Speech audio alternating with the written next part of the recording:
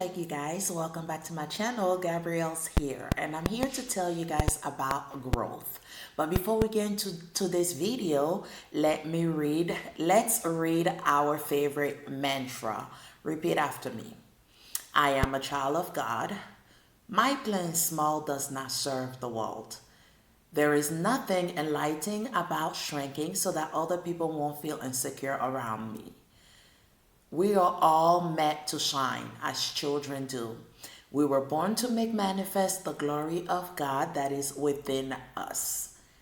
It is not just in some of us, it is in all of us. And as I let my own light shine, I unconsciously give other people permission to do the same. As I am liberated from my own fear, my presence automatically liberates others. All right, guys. My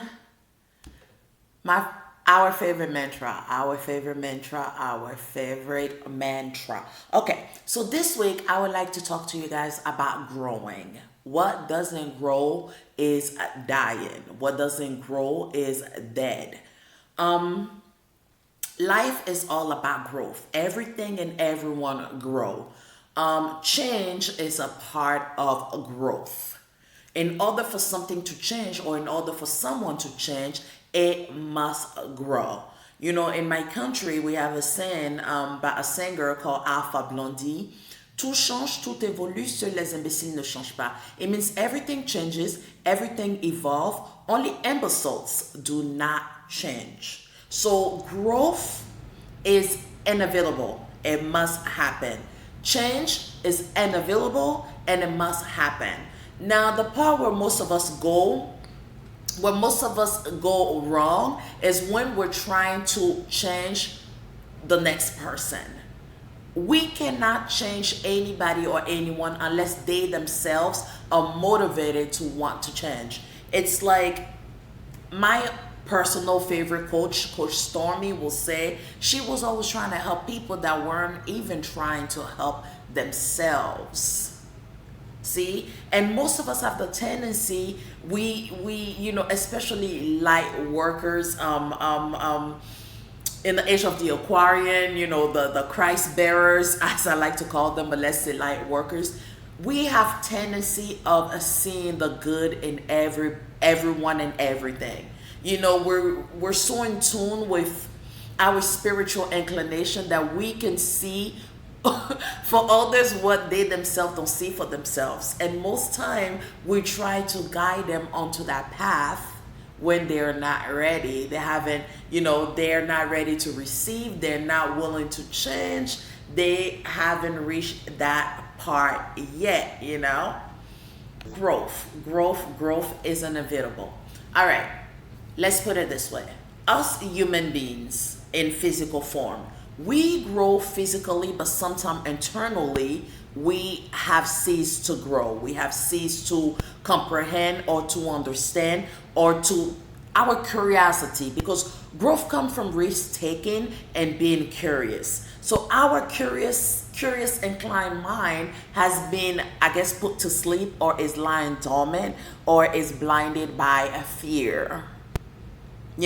So we grow physically. Have you ever had this happen where you see a man or a woman who is the age of 50, yet they act like a teenager?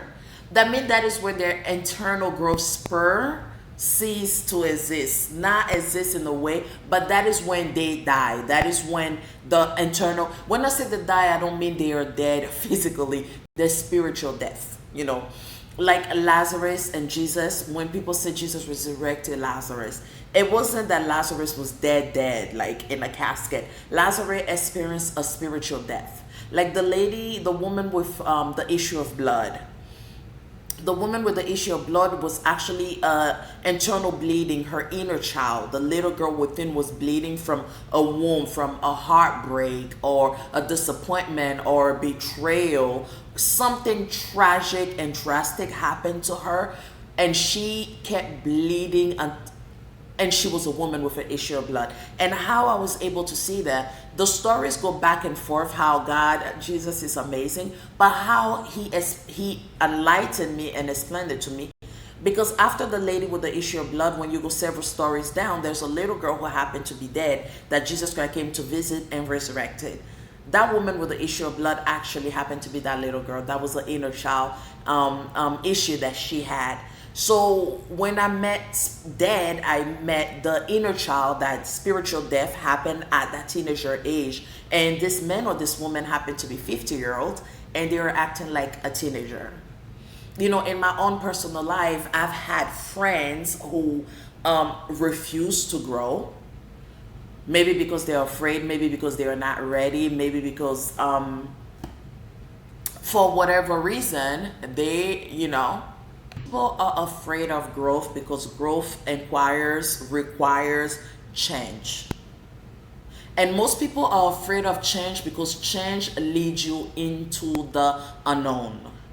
And change most time leave you alone. You're alone, but you're not lonely. See, we have tendency of having our friends, hanging out on the block, the people that we know. And when we begin to change, those people become unfamiliar with the new person that we're being, and they have tendency of wanting to attack or putting us down, And most people are afraid of the attacks. They're afraid of the backlashing. They're afraid of of what Jesus Christ went through all the way to the crucifixion so that he can ascend to, to being the child of God, to the resurrection.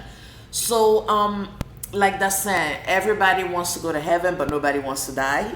Everybody wants to be successful, but nobody wants to put in the work. Everybody wants to grow, but nobody wants to go through the change and the pain and all of that. So most people have tendency of hiding behind their wall, hiding behind the excuses, hiding behind, blaming their parents, hiding behind society, hiding behind, I'm a black man in America, or I'm a black woman in America, or they don't like me, or excuses after excuses after excuses from keeping them from growth to becoming a better version of themselves, And like someone said, your friends need to be smarter and better and higher than you. I made that mistake in my own life where I hung out with people who weren't on the same wavelength as me. And when I try to share my experience and my knowledge with them, I was met with the you can't change people. And I was not trying to change this person. I was just, sharing who I was, who I am. And now it's so funny how now I comprehend how Jesus said, what business does light has with darkness? You can't mix you can't mix water and oil, or oil and vinegar. Even though we mix them, put in a salad, but they don't go together. The oil will always rise above. Yeah.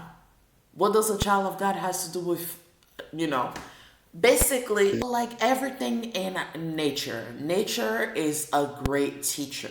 If you follow nature, you will understand our purpose as living being, because to me, this planet is alive and everything here has life in it. Because if it was not alive, it couldn't sustain life. Okay. And everything in nature that doesn't grow is either has a root problem. Anything in nature that doesn't grow has a root problem, or the tree within is dead, so it can no longer bear fruit and must be cut down, or has termites all internally and must be cut down, or it's just simply a dead tree. And anything that has death in it cannot grow, cannot bear fruit, cannot produce fruit, doesn't have life in it.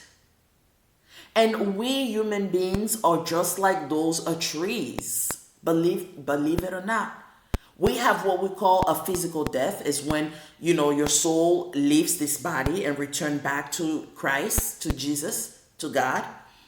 And you have a spiritual death, when where you are alive yet are dead. That means you have no goals, no dreams, no ambition, nothing at all is going forward. You're not working toward anything. You are in dark negativity, and it's just, doesn't grow is dead. And I know you guys are gonna say, okay, Gabrielle, we understand that what doesn't grow is dead, what doesn't grow is dead. So how do we grow? And that was a problem that I had when people would tell me, drink your water, mind your business. Hold on, guys, I gotta drink my water. When people used to tell me, do this, do this, do this, especially preachers, and they wouldn't teach me how to do it. It used to bug me. But anyway, long story short, Gabrielle, how do we grow? For me, the number one thing that helped me in my growth, my first relationship, my number one priority, my number one relationship is my relationship with my maker, God, Jesus Christ. When I check in with the men upstairs, I am good to go. My second relationship priority is with the self, with myself. I check in with myself. I talk to myself. Yes, I practice mirror work. I talk to myself. I dialogue with myself. And my third priority relationship, is the one that I have with my child. What I am teaching her, what she is learning, what is going on. And from there, everyone else trickles through. The problem with us is the fact that we have a priority issue. We sometimes put other people in the place where God should be, or our children in the place where we should be, and then we put ourselves as last. No, you are important. But your number one important relationship is with your maker. Once you're right with your maker, that means your mind is aligned, you have clarity, you're able to check in and tune in with yourself, your heart. And then everything else on the outside. All right, so back to growth. That's the number one for me. The number two for me, people, places, and things must change. Everything around us feeds us. When you take a shower, you're feeding your pore water. The lotion that you put on your skin is feeding your pores. The music that you're listening is feeding your mind and your power center. The things that you wash, Jesus said the eyes are the windows to the soul. So what you wash is feeding your mind, your soul, your body, your spirit, your programming. What you eat, what you take in, feeds your body. When I eat fruits and vegetables, my mind is active, it's alive, it is happy and rejoicing and praising Jesus. But when my diet isn't so rich in fruits and vegetables, I feel it, tension, stress, not sleeping properly, lack of energy. So people, places, and things must change. What you watch, what you eat, what you read, what you listen to, who you hang out with, where you go, your environment. Even if you live in a ghetto, you can take a ride in a good neighborhood. They have excellent parks where you can sit down and just talk to God over there. Tell God, this is where you want to be. This is where you belong. And all of that, that helps. And then you have to come back to your reality. But that energy that you place in that environment, believe it or not, it will come to pass. You will be drawn there because that is where you're spending your time. That is where you're spending your energy. That is where your focus is. And like there's a season in everything on earth, your season will come. So people, places, and things must change. And after people, places, and things, for me, is my speech. Life and death lies in the power of the tongue. What are you speaking unto yourself and unto others? What are you putting into the atmosphere? What is, if God was to sit there and actually observe your sentences and what you say, will he be proud of what comes out of your mouth, or will he grinch? Are you speaking life into yourself, or are you speaking defeat? Are you saying, I may not be where I want to be, but I'm far from where I used to be, and I know that I will succeed? Because it is written, Christ defeated the devil at the cross, and I am crucified with Christ, which means I am resurrected with him. So I have defeated the generational curse. I have defeated the negative mindset. I have defeated poverty. I have defeated lack. And I shall succeed. I am seated at the right hand side of God with Christ, and I am a winner. I am successful. I am powerful, positive, amazing. What are you saying about yourself? Love. All of that is a part of growth. But most importantly, your friendships. Drake says, I am easily influenced by the people I'm around. You will be so surprised how your friend influence everything that you do, everything that you say, how you see life. Your relationship must change. And that comes with the backlashes. That comes with the Pharisees who will try to talk you down, think you're better than us, you're this, you're that, you're that, the third, and this and that. And it's so funny, when I was praying about this and wanting to share with you guys, I brought it to Jesus' attention, and I was saying, God, but what if, and Jesus told me clearly, let the dead bury the dead. Let the dead bury the dead. That means if you hang out on the block with your friends, you are dead. If the Lord is calling you to something better and you're saying, but let me go, let the dead bury the dead. And since you aren't dead, see, people have a tendency of being comfortable. And a lot of us, like the mantra that I love to start with, a lot of us are intimidated by other people's light. Some people will be inspired by your light. Some people will be intimidated by your light. And that friend group where you were, they were comfortable with that version of you. And you changing equals you being successful. You changing equal you success. You success equal them realizing what failure or losers they are. Not that they are failures or losers, because it isn't all of us. We are all children of God. It is possible. But they don't want to deal. It takes work to change. It takes work to be successful. And they don't want to deal with that energy, that power, that strength that they have to put in something. It's like hitting the rock every day. Hitting the rock every day until you chisel it into that wish you want. They don't want to put in the work. And putting the work means standing out. And most people have this belief that the one that stands tall as the bamboo tree is the one that is cut down first. And everybody has that fear, I know I say of a lot, right? Of judgment. Everybody has that fear of being outcast. And everybody's dealing with an issue where in their childhood, when they stood up, they met opposition, or they were hurt, or somebody, they were attacked. And that trauma still lies dormant within them, so they are not willing to do the work. So what will they do to keep you down? Because your success equal, they have to look at themselves in the mirror and say, damn, he made it, she made it. Like, wow. And I'm over here. Nah, this can't be possible. I must stop them. See? And then here you go, going with the backlash, and next thing you know, you're on the corner drinking and smoking, wasting time, not going after your goals, not doing what needs to be done, not doing nothing. And a year went by, and 2 years went by, and 3 years went by, and Jesus is like, yeah, you're dead, Lazarus. It's time for you to rise.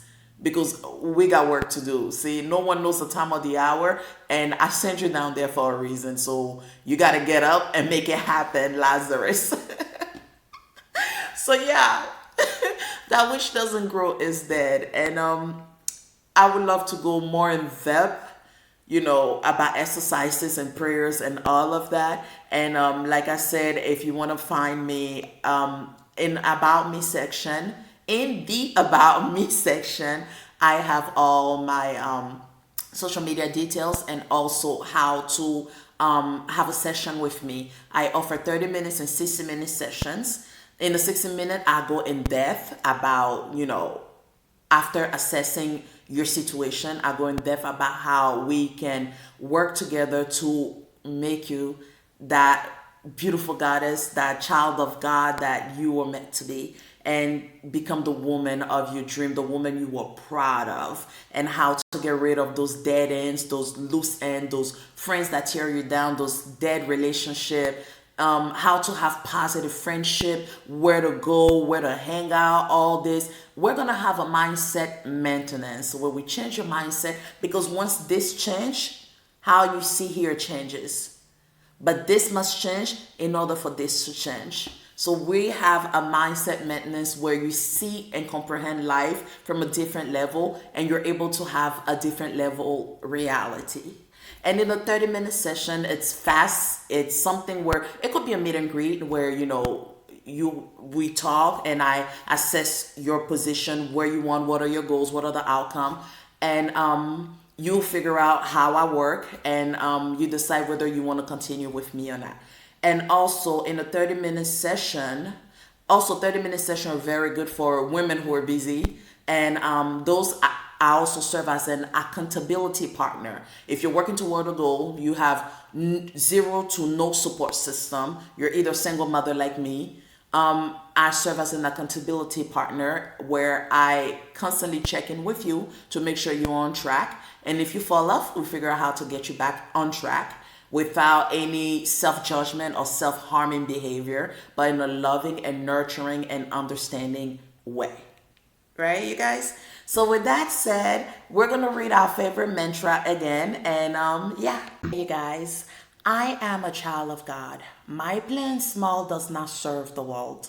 There is nothing enlightening about shrinking so that others won't feel insecure around me.